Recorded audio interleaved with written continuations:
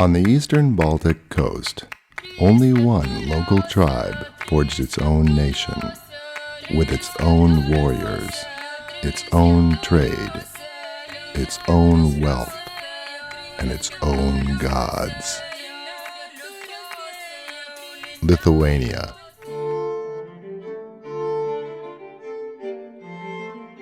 When the Pope recognized the coronation of Mindaugas as Lithuania's ruler in 1253, Lithuania officially became a state by Western standards. Evidence of that medieval state, the Grand Duchy of Lithuania, remain in the center of Vilnius, capital of the modern Republic of Lithuania. Vilnius Cathedral stands atop the crypt and foundations of Lithuania's first church, built by Mindaugas. Across Cathedral Square is a monument to the Grand Duchy's greatest rulers, Grand Duke Gediminas and his descendants, Algirdas, Kęstutis, Jogaila, and Vytautas. In the 14th and 15th centuries, these dukes withstood constant attacks from crusading military orders, Mongols, and Tatars. The Grand Duke's military aristocracy evolved into a parliament of nobles, whose rule, for the first time in the region, was based on legal statutes. The dukes extended their state until it stretched from the Baltic to the Black Sea. In 1569, Lithuania and Poland formed a joint commonwealth. Initially a success, the Commonwealth in the following 2 centuries became less able to defend itself and was finally partitioned by Prussia, Austria, and Russia in 1795. The best way to see Vilnius is to walk up Castle Hill behind the cathedral. On the left are the ruins of the old ducal residence. On the right, in the distance, 3 crosses commemorate some monks martyred for trying to convert pagan Lithuania a little too early. Atop the hill is Gediminas' tower, with outstanding views in all directions. To the northeast is St. Peter and Paul's Church. Italian artisans created a white Baroque gem containing over 2,000 figures.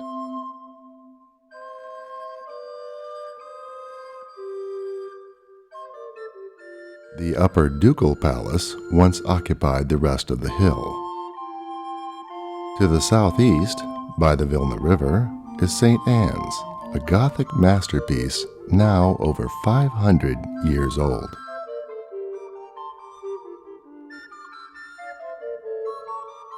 To the south, a panorama of the vast Old Town, the center of which is St. John's, the heart of Vilnius University. Founded in the 16th century, the university is famous for its ornate murals and a labyrinth of a dozen courtyards. The university's elaborate bronze doors celebrate Lithuanian, the most archaic Indo-European language, neighboring universities, and book publishing. The doors face modern Lithuania's presidential palace.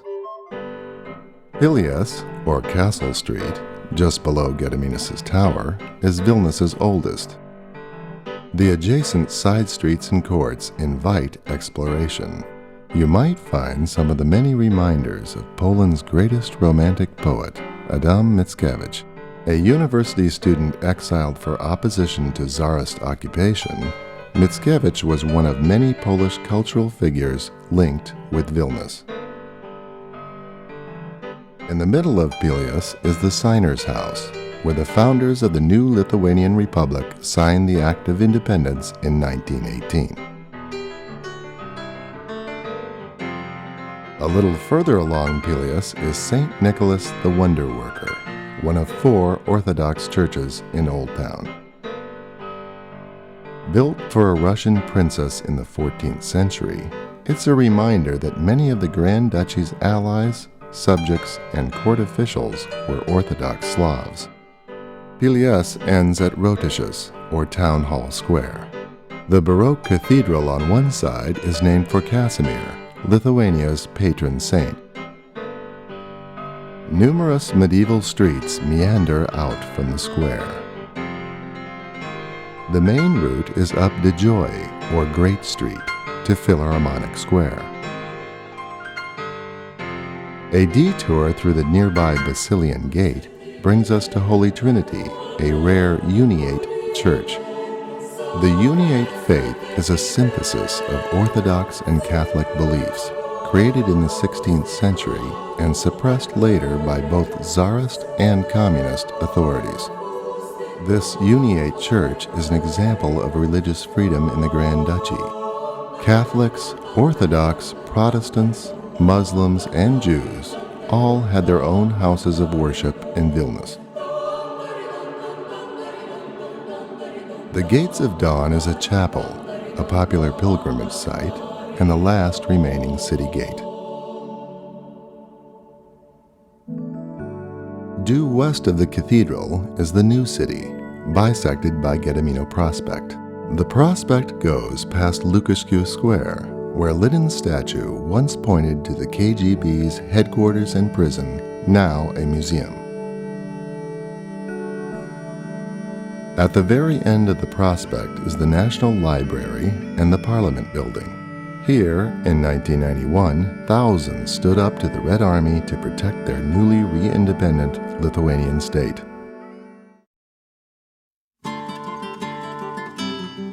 The island castle of Trakai is a delightful day trip from the capital.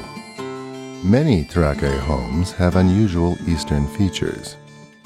Their builders were Crimeans, resettled from 1,000 kilometers south to serve as the Duke's personal guard.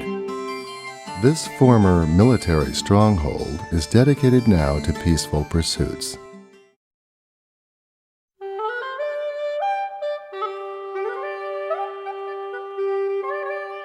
"80 kilometers west of Vilnius, off the Central Highway, is Rumšiškės, an open-air ethnic museum. It's a chance to admire crafts and buildings from all of Lithuania's 4 ethnographic regions: Žemaitija, or the lowlands in northwest Lithuania, Aukštaitija, the highlands of the northeast, Suvalkija, by the Polish border, and Dzūkija, in the southeast.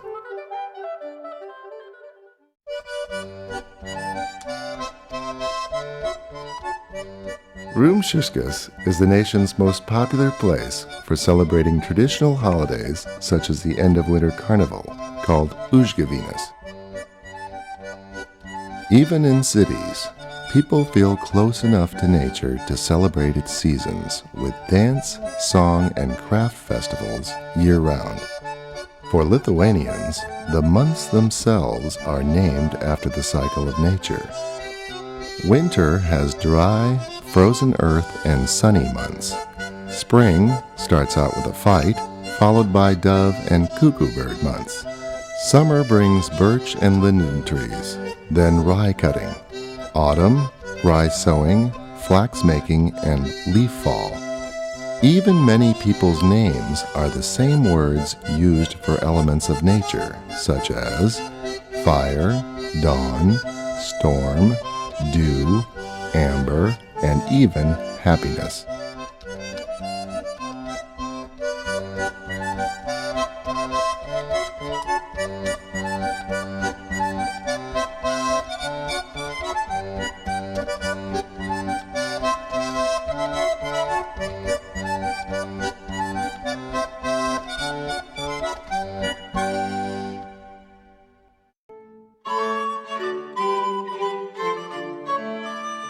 A 100 kilometers west of Vilnius, where Lithuania's largest rivers, the Nemunas and Neris, meet, is Kaunas, the second city. This natural trading center prospered under Grand Duke Vytautas, who strengthened its fortress and liberalized trade. Its new wealth was symbolized by Vytautas' church and the Hanseatic-linked Perkūnas, or Thunder House. Kaunas' 100-acre Old Town starts at Rotušės, or Town Hall Square, whose 16th century building became a popular wedding site. Even in the Soviet era of official wedding palaces, natives preferred the traditional atmosphere of their old town hall.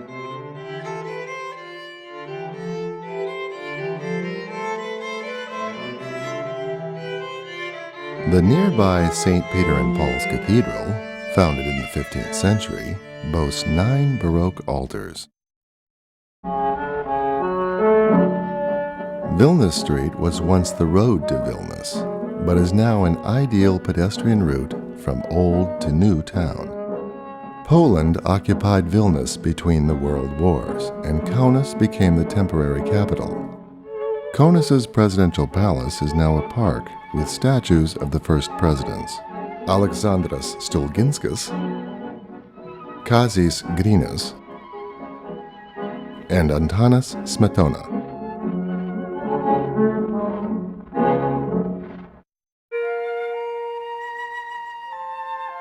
The synagogue stands between Old and New Town.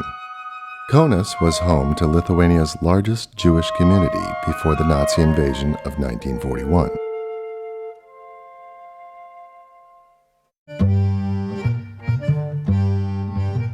Where Vilnius Street ends, Laisvės Alėja, or Liberty Avenue, begins, a 1.5 kilometer long boulevard through the new city. Halfway down Liberty Avenue, the statue of Vytautas the Great stands over his conquered enemies. A block north is Unity Square, with many First Republic buildings.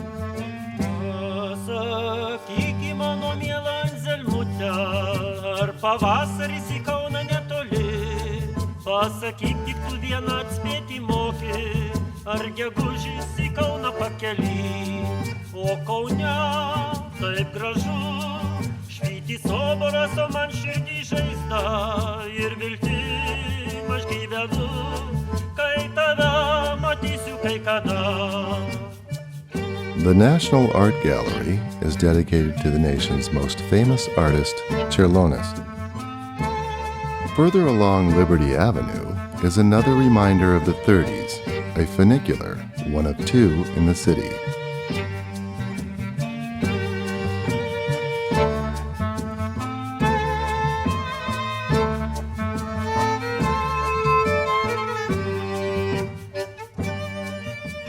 Laisvės Alėja finally ends near the massive church of St. Michael the Archangel, Independence Square, and the Modern Art Museum.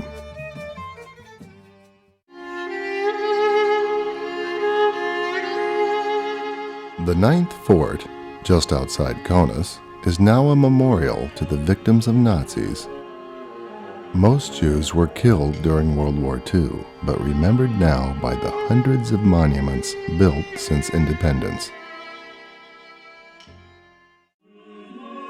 Serenely situated on a peninsula of the Kaunas Lagoon is the Pažaislis Church and Monastery, a Baroque complex designed in the 17th century by Italian masters.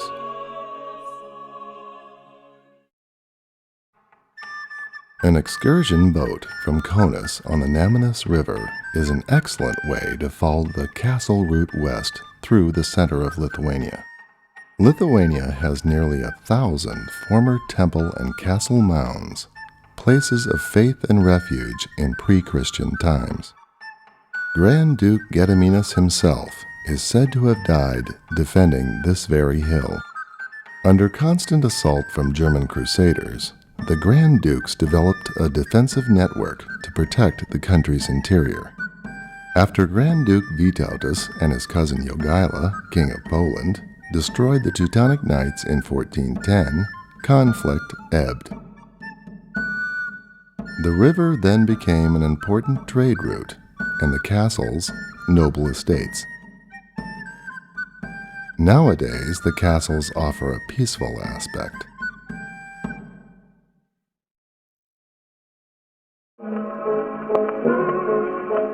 The Nemunas River meets the sea in the vast Curonian Lagoon, at whose mouth is the ice-free port of Klaipėda.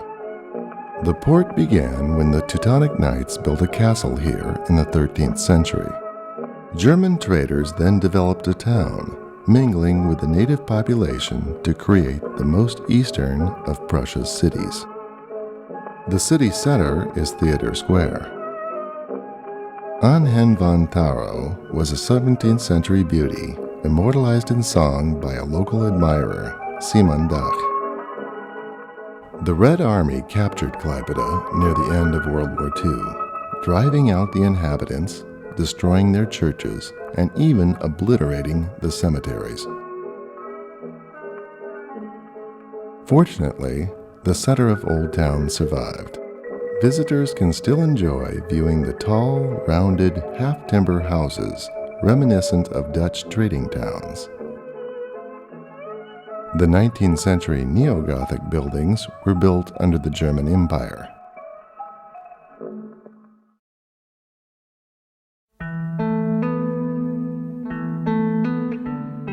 Lithuania's smaller cities contain some big surprises. Kėdainiai, in the heart of Lithuania, yet off the tourist route, has a quiet, well-preserved old town. The local magnates were the Radvila family, known in the West as the Radzivils. The Kėdainiai Jewish Study House and the abandoned synagogue, along with the Jewish graveyards scattered throughout the country, are remnants of their once large community and reminders that the Grand Dukes put few restrictions on religious minorities.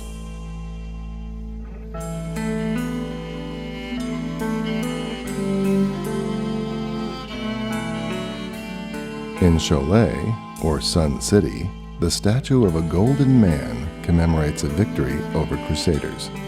Local industries are honored at the bicycle and train museums. In smaller towns like Kupiškis, the border between rural and urban life can become blurred to indistinction. Druskininkai, or the place of salts, is a spa town centuries old. The Echo of the Forest Museum, in a real treehouse, celebrates the forests around the city, some of the best preserved in Lithuania. Perhaps this idyllic setting inspired Lithuania's most talented artist, Mikalojus Konstantinas Čiurlionis, whose home here is now a museum. He completed 300 paintings and 2 symphonies before his premature death at 35. Innovative and difficult to categorize, his works employ folk themes and symbolism, yet often border on the abstract. The Hill of Crosses near Cholet began in the 19th century when local residents set up crosses to honor anti-Tsarist rebels killed nearby. Over the years, more and more crosses were erected to commemorate other important people or events. Especially poignant are the memorials to those killed or forced into exile by the Soviet authorities, a reminder of the partisan war against Soviet occupation which killed 20,000 Lithuanians. The last partisan was killed in 1965. Hundreds of thousands of Lithuanians were exiled to the far reaches of the Soviet Union, forced to live in the most primitive conditions. The private Soviet sculpture park near Druskininkai shows how one entrepreneur made lemonade out of Leninist lemons.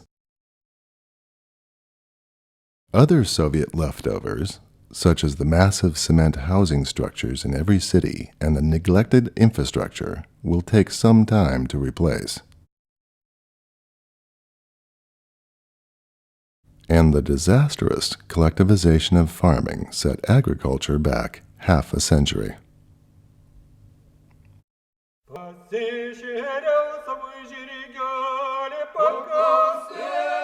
The horse played a vital role on the typical Lithuanian family farm, and many folk songs celebrate the horse as a social as well as a work companion.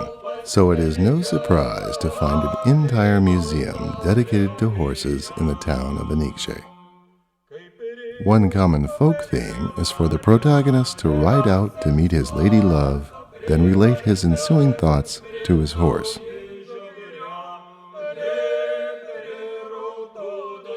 Lithuania is also ideal dairy country. Cows, treated almost as pets, can be extremely friendly. One of the benefits of less industrialized agriculture is naturally organic fruit and a huge variety of mushrooms, from squirrels to old woman's ear. Lithuanians value their wide selection of dairy products, but take particular pride in their hearty bread, especially dark rye, and good beer. And the best place to enjoy a fresh beer is a lakeside sauna. A visit to the many rural ethnocultural museums is a chance to witness the old traditions of Lithuanian country life. Home industries included dairy production and weaving, especially of flax, still an important export. Textiles included regional patterns and mystic symbols. In pagan times, ceremonial belts were woven for every newborn. They are still worn during special occasions like weddings. Saints' images on poles are the successors to pagan sacred trees and carvings. As elsewhere, rural religious practices synthesize earlier traditions with Christian ones. Modern visitors are impressed by the devotion of believers and the quiet beauty and dignity of the wooden churches. Lithuania's clean, uncrowded countryside is ideal bird country. Storks, for example, are more numerous here than anywhere else in Europe. Bees are important enough to have their own museum. They were thought to like good people, to sing, be able to talk, and had their own special bee god. A beehive was a blessing indeed, and the first laws protecting them are over 500 years old. Even the language reflects this reverence for bees. Only bees die as humans do. A bumblebee is a bee mother, and the word for best friend is bee brother. The dense forests that once covered the country sheltered pre-Christian Lithuanians from invasion, and trees, especially oaks, were thought to have special powers. Large glacial stones often served as altars. Grass snakes, thought to be messengers from the gods, are still considered good luck today.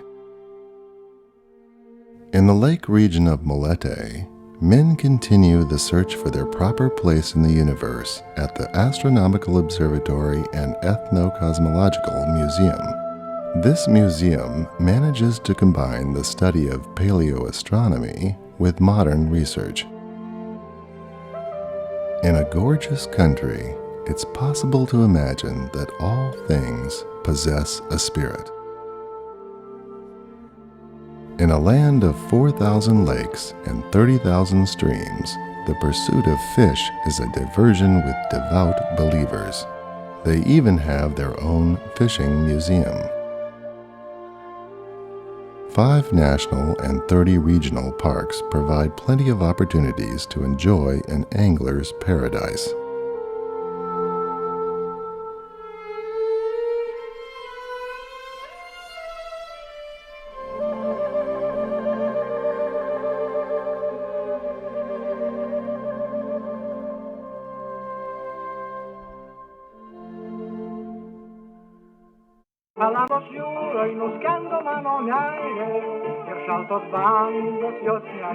With 25 kilometers of beach, Palanga, a town of only 20,000, hosts over 500,000 sun-hungry visitors a year.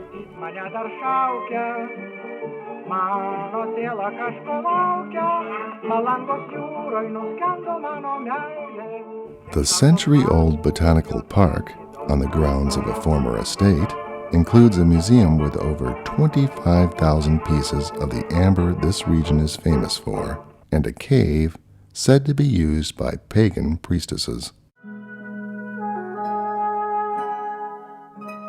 A short ferry ride from Klaipėda is Lithuania's Curonian Spit.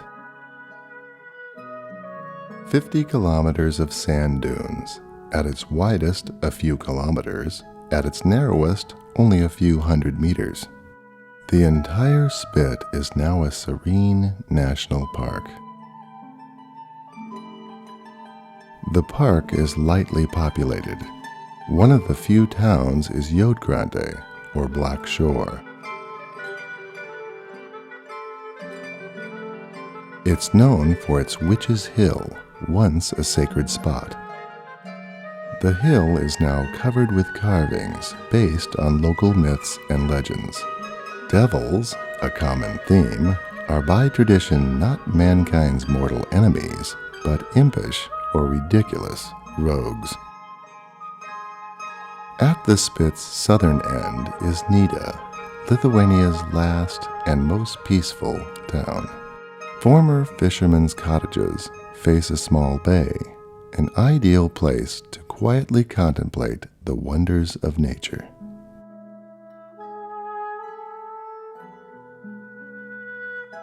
The famous writer Thomas Mann kept a summer house here, now a museum.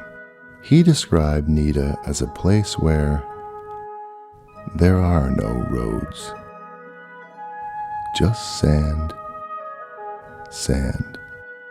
and the sky.